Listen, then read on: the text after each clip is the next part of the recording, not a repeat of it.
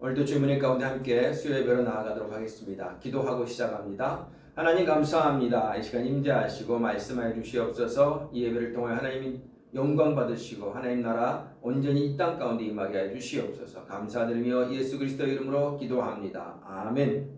우리 찬송가 445장 함께 찬양드리겠습니다. 계산을 넘어 번복이라고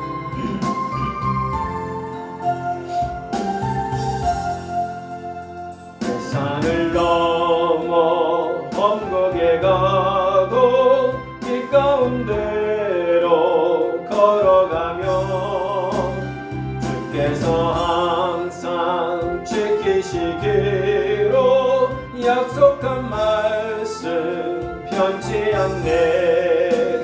하늘의 영광 하늘의 영광 나의 맘속에 차고도 넘쳐 할렐루야를 힘차게 불러 영원히 주를 찬양하리. 캄캄한 밤에 다닐지라도 주께서 나의 길 되시고 나에게 밝은 빛이 되시니 잃어버릴 염려 없네. 하늘의 영광 하늘의 영광 나의 맘속에 차고도 넘쳐 할렐루야를 힘차게 불러 영원히 주를 찬양하리. 광명한 그빛 마음에 받아 찬란한 천국 바라보고 할렐루야를 힘차게 불러 날마다 빛에 걸어가리.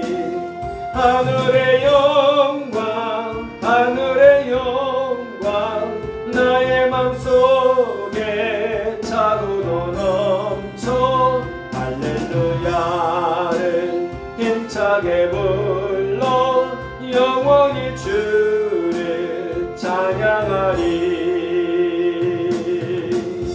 아멘. 오늘 우리에게 주신 하나님 말씀 함께 보도록 하겠습니다. 오늘 우리에게 주신 하나님 말씀 사도행전 신약성경 사도행전 25장 13절에서 27절까지 말씀입니다. 사도행전 25장 13절에서 27절까지 말씀 우리 함께 합독하여 봉독하도록 하겠습니다.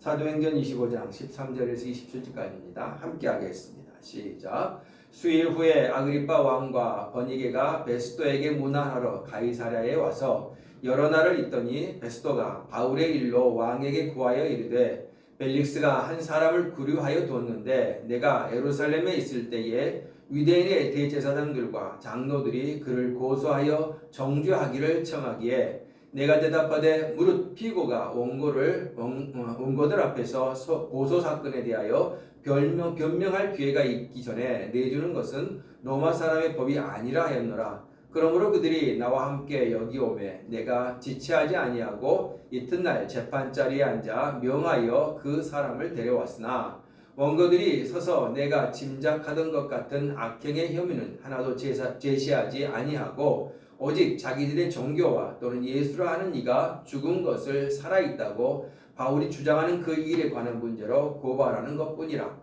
내가 이 일에 대하여 어떻게 심리할는지 몰라서 바울에게 묻되 예루살렘에 올라가서 이 일에 신문을 받으려느냐 한즉 바울은 황제의 판결을 받도록 자기를 지켜주기를 호소하므로 내가 그를 가이사에게 보내기까지 지켜두라 명하였노라 하니 아그리빠가 베스도에게 이르되 나는 이 사람의 말을 듣고자 하노라. 베스도가 이르되 내일 들으시리이다 하더라. 이튿날 아그리빠와 버니게가 크게 위험을 갖추고 와서 천부장들과 시종의 높은 사람들과 함께 접견 장소에 들어오고 베스도의 명으로 바울을 데려오니 베스도가 말하되 아그리빠 왕과 여기 같이 있는 여러분이요 당신들이 보는 이 사람은 유대의 모든 무리가 크게 외치되 살려두지 못할 사람이라고 하여 예루살렘에서 와 여기서도 내게 청혼하였으나 내가 살피건대 죽일 죄를 범한 일이 없더이다. 그러나 그가 황제에게 상소한 고로 보내기로 결정하였나이다.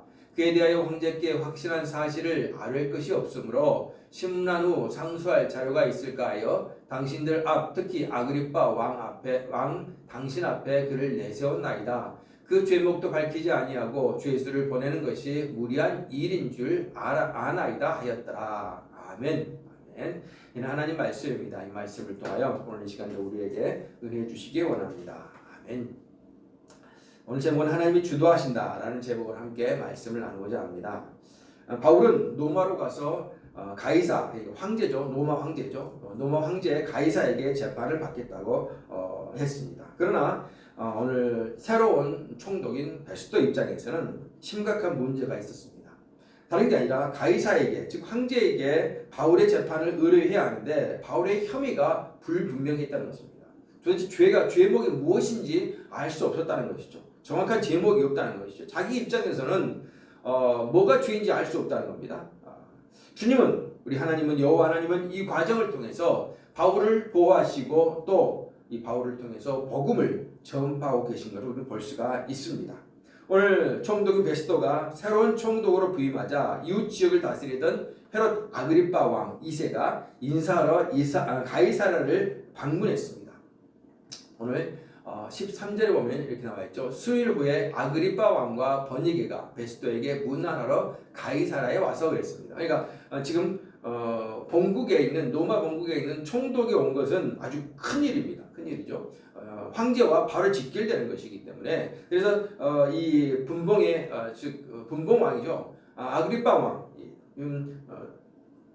식민지의 땅에 있는 식민 사람의 왕이라는 겁니다. 그래서 이 헤롯 아그리빠 왕이 이 총독인 베스도가 와서 부임하였으므로 새로 왔다는 이유로 가서 문안하러 인사하러 왔다는 것입니다. 이렇게 오셨습니까? 저도 있습니다 하고 이제 알리는 것이죠. 그러자 성실한 총독이었던 베스도는 아그리빠에게 바울에 관한 사건을 설명하기 시작합니다. 이런저런 인사를 나눈 후에 지금 가장 골머리 아픈 게 바울에 대한 일이라는 것이죠. 그래서 여러 날 있더니 베스도가 바울의 일로 왕에게 고하여 이르되 벨릭스가 한 사람을 구류하여 두었는데 즉 벨릭스는 그 전 총독이죠. 그 전 총독인 벨릭스가 한 사람을 구류해 즉 잡아놨다는 것인데 2년 동안 잡아놨다가 새로운 총독이 왔을 때 넘겨주고 좀 간 겁니다. 풀어줄 수도 있었는데 그러지 않고 넘겨준 겁니다. 그것은 자신의 어떤 정치적인 입지를 무너뜨리지 않기 위해서 그냥 넘겨주고 간 것이죠. 그 다음 사람에게 네가 알아서 책임져라 해결해라 하는 것이죠. 유대인에 대해서 자기보다 더 잘 알고 있는 아그리빠 왕에게 조언을 구하기 위해서 지금 이런 말을 지금 꺼내서 이야기하고 있는 것이죠. 당신이 좀 한번 더 잘 알고 있기 때문에 뭔가를 나에게 가르쳐줘 보십시오 라고 말하는 겁니다. 감독 베스도는 예루살렘에 갔을 때 대제사장과 장로들이 여러 말로 강력하게 바울을 고발했지만 로마 총독으로서 로마의 원칙을 따라 피고에게 원고들 앞에서 변명할 기회를 주었다고 오늘 15절 16절에서 이야기하고 있는 것을 보게 됩니다. 16절 말씀 보면 내가 대답하되 무릇 피고가 원고들 앞에서 고소사건에 대하여 변명할 기회가 있기 전에 내주는 것은 로마 사람의 법이 아니라 하였노라. 지금 그래서 아직은 내주지 않고 데리고 있으면서 재판을 했다는 것입니다. 만약 베스도가 빌라도처럼 비겁한 자였다면 빌라도는 내줘버렸죠. 그냥 빌라도는 예수님을 자신이 손 씻고 나와 전혀 상관없다 하면서 자기 아내 마누라가 하지 마세요 관계를 갖지 마세요 했음에도 불구하고 그를 내줘버립니다. 내줘버리고 손을 씻으면 나와 관계가 없다. 마음이 양심이 꺼림직하니까 아무 죄가 없는지 알면서도 자신의 정치적인 입지 때문에 그냥 내줘버립니다. 그러나 오늘 베스도는 그렇게 비겁하지 않음으로 말미암아 내주지 않습니다. 그리고 바울이 로마 시민이 아니었다면 정치적 입장 때문에 바울을 대제사장에게 넘겨주어 죽게 했을 수도 있었을 것입니다. 그럼에도 불구하고 베스도는 그러지 않았습니다. 하지만 하나님은 바울의 로마 시민권을 사용하시고 또 합리적인 총독을 사용하셔서 바울을 보호하고 계신다는 사실입니다. 왜 하나님은 지금 예수님은 바울을 보호하셔서 그곳에서 예수님처럼 내줘 십자가 못 박혀 죽게 하지 아니하시고 끊임없이 그를 보호하시고 로마까지 가게 만드셨을까? 예수님은 이미 여호와 하나님의 아들로서 이 땅에 오셔서 할 일이 뭡니까? 십자가에 못 박혀 돌아가시는 게 최종 목적입니다. 목표입니다. 그 십자가에서 보혈을 흘리시며 돌아가심으로 말미암아 모든 인류를 구원하신 십자가 그 보혈이 되게 만드셨는 이게 일이라는 것이죠. 그러나 오늘 바울의 가장 최종 목적은 그게 아닙니다. 예수님의 그 십자가와 부활을 선포하고 증거하며 로마까지 가서 그들에게 알리는 게 가장 큰 사명이고 목적이라는 것이죠. 그렇기 때문에 바울은 지금 그러한 바울의 로마 시민권이라든가 총독의 함정적인 어떤 일들, 일처리하는 것들 그런 것 통하여서 바울을 끊임없이 보호하고 계신 걸 볼 수가 있습니다. 어쩌면 정치적인 어떤 입지 때문에 내주지도 않고 그렇다고 또 풀어주지도 않고 어떤 그런 상황 속에서 바울을 보호하신과 동시에 복음을 증거할 수 있도록 로마까지 가게 만들어 계신다는 것입니다. 여기서 우리가 알 수 있는 것은 하나님이 우리에게 사명을 주시고 우리가 그 사명을 감당하시게 하시기 위해서는 끊임없이 우리를 세상의 그 어떤 일, 어려움과 또는 고난과 아픔도 있을 수 있지만 또 어떤 때는 문제를 통하여서 우리를 힘들게 할 수도 있고 어려움 무너질 수도 있습니다. 그는 그 어떤 상황과 조건 속에서도 하나님은 우리를 그 사명을 감당할 그때까지 보호하시고 이끌어 가신다는 사실입니다.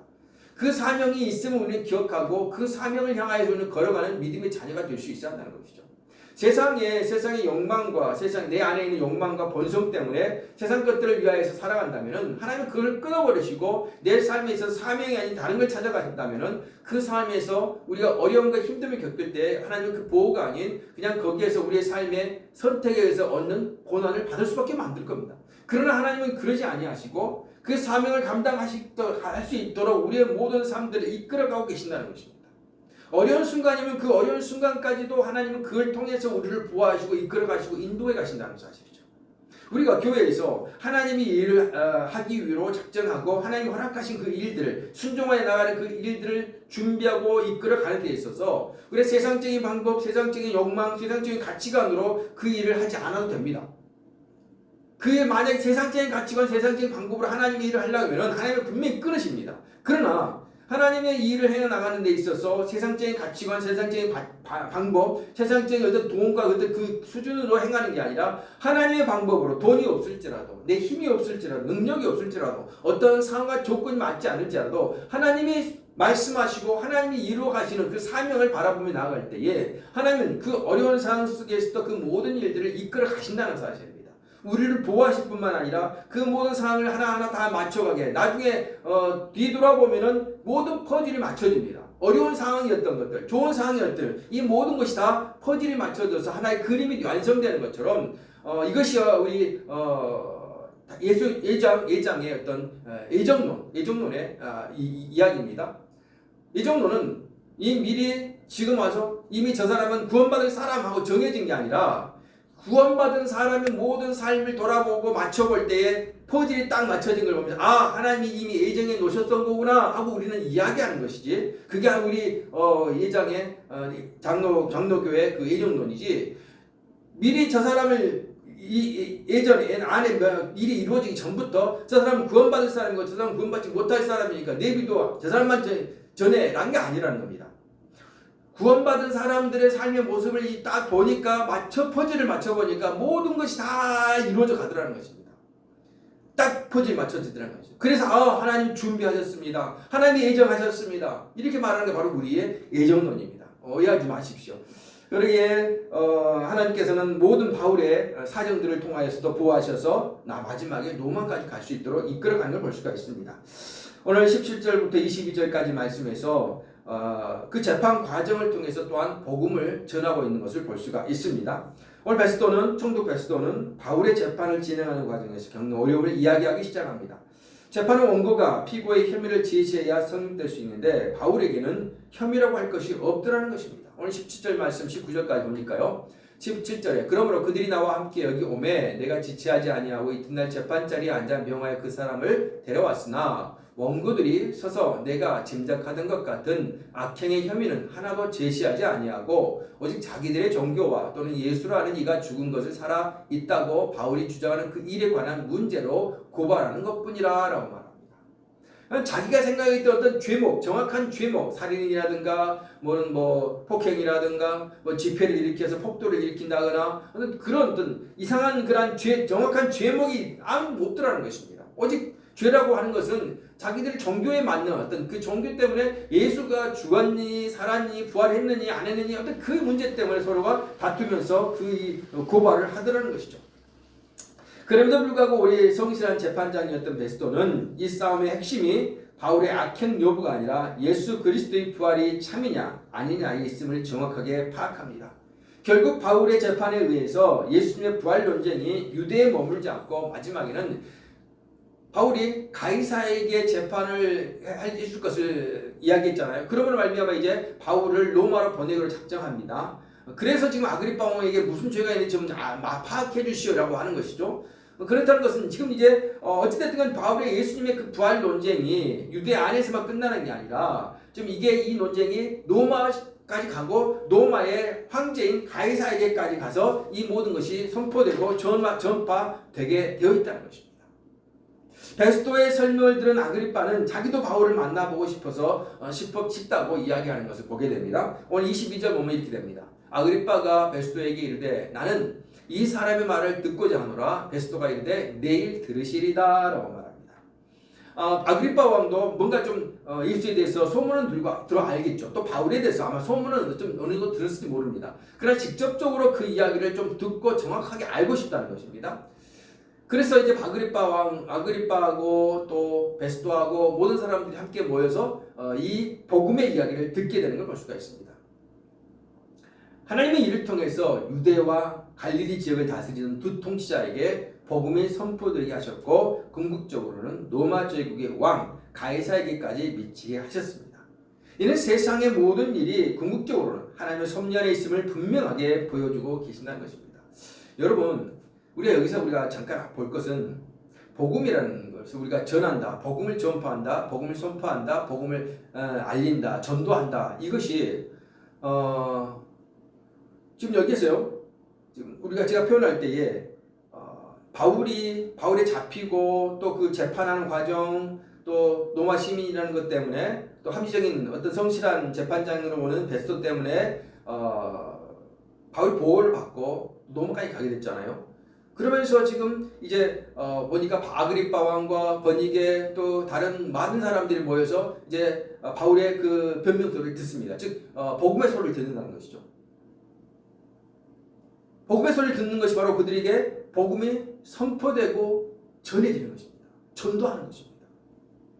여러분, 우리가 전도한다는 것이 세상 속에 나아가서 예수 믿으십시오. 예수 그리스도는 우리의 구원자십니다. 예수님만이 우리의 참 길이시며 생명이시며 우리의 참 천국이십니다. 라고 복음을 전하는 것, 복음을 전파하고 전하는 것, 이게 바로 전도입니다. 그런데 우리가 과거 우리나라에 잘못되었던 그런 것 때문에 전도라는 것은 꼭 사람을 변화시켜가지고 교회에 데리고 와서 앉혀놓고 함께 예배하고 그 사람이 하나님 안에서 변화되어 성령 받고 하나님의 사람으로서 막 헌신하며 살 수 있게 만드는 것까지가 전도라고 생각하는 사람들이 너무나 많습니다. 그렇지 않더라도 교회까지 데려와야만 전도에 있다고 생각합니다. 그러나 그렇지 않습니다. 복음이 전파되고 선포되는 것, 복음이 들려지게 하는 것, 그것까지가 우리의 사명이고 그게 바로 전도입니다. 복음이 들려지게 하는 겁니다. 물론 그들이 복음을 듣고 주님 앞에 나와서 엎드려져 회개하고 복음의 사람으로 바뀌는 것, 믿음의 사람으로 바뀌는 것까지 하면 너무나 좋겠죠. 중요한 것은 그것은 그 다음 일은 성령 하나님이 우리 하나님이 친히 일하실 일이라는 겁니다. 물론 거기까지 갈 수 있도록 우리가 끊임없이 옆에서 예수님의 사랑을 전하고 예수님의 사랑을 실천하고 그들 가운데 품어주고 함께 가야 되겠죠. 그러나 물론 그것도 하나의 전도의 길이 되겠지만은 우리가 찾는 감당하는 것은 복음을 선포하고 증거하는 겁니다. 세상 속에 믿지 않는 사람들 향하여서 예수님은 이런 분이십니다. 예수 그리스도가 십자가 옆에 돌아가셨고 그분이 우리 인간을 모든 인류를 향하여서 십자가에 죽으셨습니다. 그 피가 바로 보혈이며 그 피를 통하여서 우리는 모든 죄 사함 받고 이제 그의 부활하심 통하여서 그 피 흘리심과 그 십자가 죽으심이 하나님의 일이심을 우리가 확증하며 이제는 그 부활을 통해서 그 생명이 우리에게 오셨음을 그리고 이제는 그 부활의 첫 열매이신 예수 그리스도를 통하여서 우리는 부활의 온전한 열매로서 맺어지게 되고 하나님 나라 백성이 되었음을 이야기하고 선포하는 것까지가 우리의 사명이요 전하는 것이 바로 전도임을 기억했으면 좋겠습니다. 그래서 우리가 때를 얻든지 못 얻든지 전도하는 것이 우리의 사명입니다. 내가 어떤 상황이 돼서 조건이 돼서 그 말할 수 있는 기회가 돼서 말할 때 전파하는 것도 전도지만은 내가 상황과 조건이 맞지 않을 때도 예수 그리스도를 전하고 예수 그리스도 알리고 예수 그리스도 이야기하는 것이, 그리고 예수 그리스도 내 삶과 내 사랑의 삶을 통해서 증거하는 것이 곧 전도임을 우리는 알아야 될 줄로 믿습니다. 전도가 어렵다고 생각하면 한없이 어렵습니다. 그러나 전도가 쉽다고 생각하면 끝도가 너무 쉽습니다. 너무 쉽습니다. 그냥 내가 예수 그리스도를 전하는 거예요. 내 입술을 통해 전할 수도 있고 내 삶의 모습을 통해 전할 수 있고 내가 예수 믿는 그리스도인입니다 라고 하면서 내가 진정으로 예수 그리스도의 그 헌신의 사랑, 희생의 사랑을 행할 때에 사람들은 아, 예수 믿는 자의 삶이 저런 거구나 하면서 예수 그리스도를 보게 되는 겁니다. 나를 통해 주를 보고 나를 통해 예수를 보고 나를 통해 여호와 하나님을 보게 된다면 그게 바로 전도요, 그게 바로 선포하고 전하는 것입니다. 그들이 그걸 보고 변화될 수도 있고 그렇지 않고 오히려 성경 말씀에 나온 것처럼 저주하고 떠나갈 수도 있습니다. 그러나 분명한 것은 우리가 전하는 것까지가 우리의 사명 감당하는 것이며 우리가 예수 그리스도를 전하고 선포하고 나아가는 것이 곧 전도임을 우리는 분명하게 기억했으면 좋겠습니다. 오늘 아그리파 왕과 왕비 버니게가 천부장들과 기타 높은 자들이 한자리에 모였습니다. 오늘 23절에 보면은 이튿날 아그리빠와 버니게가 크게 위험을 갖추고 와서 천부장들과 시중의 높은 사람들과 함께 접견 장소에 들어오고 베스도의 명으로 바울을 데려오니 라고 나와 있습니다. 바울을 신문하기 위해서 모인 것이지만 실제적으로는 하나님의 섭리 안에서 바울이 전하는 그 복음을 듣기 위해 모인 것이라고 말할 수 있을 것입니다. 총독 베스도는 바울이 예루살렘에서 모든 무리에 의해 사형에 해당하는 죄를 지었다고 고발당했지만 자기가 보기에는 죄가 없다고 분명하게 말하고 있는 걸 보게 됩니다. 오늘 25절에 그러죠. 내가 살피건대 죽일 죄를 범한 일이 없더이다. 그러나 그가 황제에게 상소한 거로 보내기로 결정하였나이다 라고 말합니다. 참 재밌는 일이죠. 분명히 베스도는 총독으로서 재판장의 역할을 감당합니다. 재판장이 우리가 알다시피 검사들은 죄를 찾아가지고 이렇게 기소하는 거죠. 재판할 수 있도록 만드는 거죠. 그러면 재판장들이 거기에 대해서 검사가 죄에 대해서 이야기하고 변호사가 변론하고 하고 나선 그 증거 자료에 의해서 그 죄목이 딱 결정되면은 재판장은 거기에 맞춰서 뭐 몇 년형 가둬도 무슨 태형 무슨 형 하고 딱 결정을 내리거나 죄가 없으면은 무죄하고 결정해서 풀어주고 그렇게 끝나는 겁니다. 그런데 오늘 말씀 보십시오. 25 다시 한번 읽어보면은 내가 살피건대 죽일 죄를 범한 일이 없더이다. 그러나 그가 황제에게 상소한 거로 보내기로 결정하였나이다 합니다. 생각해보세요. 그런 죄가 없다고 생각한 거예요. 그렇다면 이 소송은 이제 끝난 겁니다. 종결되어야 되는 것이죠. 이제 끝난 거예요. 만약에 죽일 죄가 없다면은 몇 대 때려서 풀어줘라. 또는 며칠 그냥 묶어놨다가 며칠 후에 풀어줘라. 이렇게 돼야 되는 게 정상입니다. 그런데 그는 풀어주지 않고 오히려 그가 상소했다는 이유로 로마로 보내겠다고 지금 결정했다고 이야기하고 있다는 것입니다. 바울에게 무슨 혐의가 있는지가 불분명하지만은 특별히 오늘 말씀 보니까 26절 이렇게 나와 있어요. 그에 대하여 황제께 확실한 사실을 알릴 것이 없으므로 신문한 후 상소할 자료가 있을까요? 당신들 앞 특히 아그리빠 왕 당신 앞에 그를 내세웠나이다 라고 말하고 있습니다. 이 표현이 참 어불성설이죠. 모순이라는 겁니다. 베스도의 말이 무슨 말입니까? 바울에게 지금 죄가 없지만 유대인들 때문에 정치적 부담이 있으니 죄목을 만들자고 말하는 것이나 다름이 없는 겁니다. 뭔가 제목을 만들어서 황제에게 보내야 한다는 겁니다. 죄가 지금 없죠. 자기가 보기에는 뭔가 죄가 없습니다. 뭔 죄를 찾으려고 해도 죄가 없습니다. 종교적인 것은 황제에게 아를 수가 없다는 거. 뭐 그것이 죄다냐?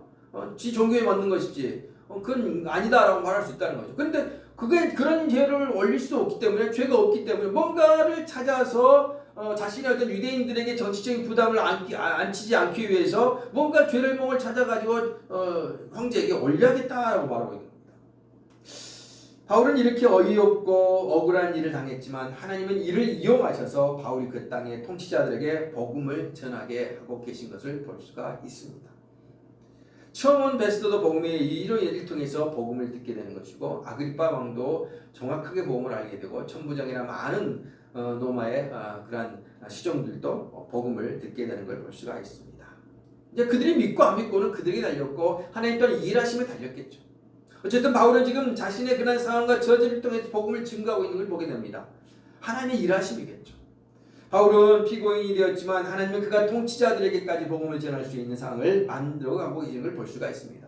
모든 것은 하나님이 주도하십니다. 하나님이 주도하십니다. 하나님이 이끌어가십니다. 하나님이 인도하신다는 사실입니다. 여러분, 세상에 지금 정치와 세상의 전쟁과 세상의 모든 되어가는 것들이 자기들 어떤 통치자들의 마음대로 좀 되어가는 것 같고, 통치자들이 자기 의지대로 막 움직여가는 것 같고, 뭐 트럼프라든가 또 시진핑이나 러시아의 누굽니까? 러시아 사람이나 자기들 자기 의지대로 다 되고 마음대로 된 것처럼 생각할지 모르겠지만, 이 또한 하나님의 그 모든 주권하심 안에서 인도하심 안에서 이 역사들이 이루어가고 있다는 겁니다. 그러나 중요한 것은 하나님이 억지로 하나님의 강권하심으로 이거로 가, 너 이거 해 이렇게 하지 않습니다.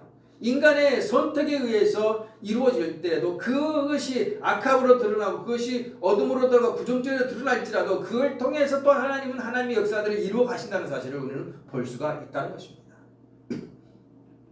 인간이 선택하여서 악함이 드러날 수 있습니다.